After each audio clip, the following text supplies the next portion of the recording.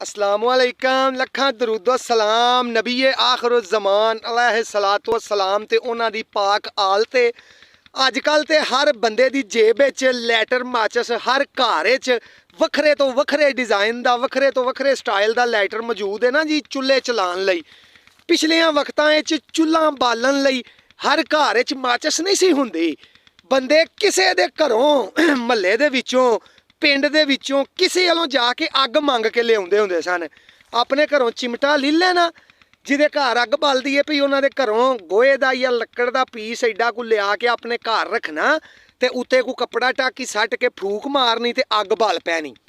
पुराने वक़्त पुराने दौर क्या बात है सुभान अल्लाह। पुराने लोग इस कदर खालस हुंदे सन, इन्नियां को मुहब्बतां होनियां कि बयान नहीं हो सकदियां।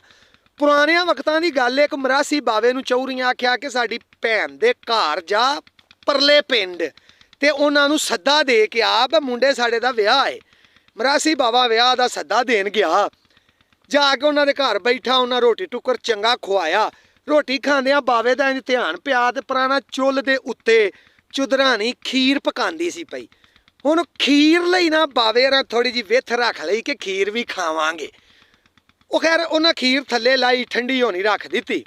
बावे री झट बैठे रह गल्लां बातां उन्हां नाल करदे करांदे रह।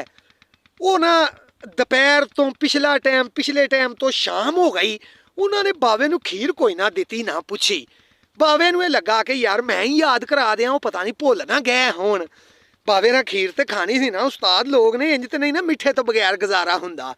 बावे ना हुण ना कुछ हिसाब लाना सी उन्हां नूं याद कराउण दा कि मैं भी खीर खानी है। भावे उन्होंने आख्या यार बड़ा खतरनाक राह है तुहाडे ते पिंड दा, मैं ते मसां मरदा मरदा बचिया वां, मैनू ते सप लड़ चला सी, वो ते मेरे बिल्कुल नेड़े आ गया।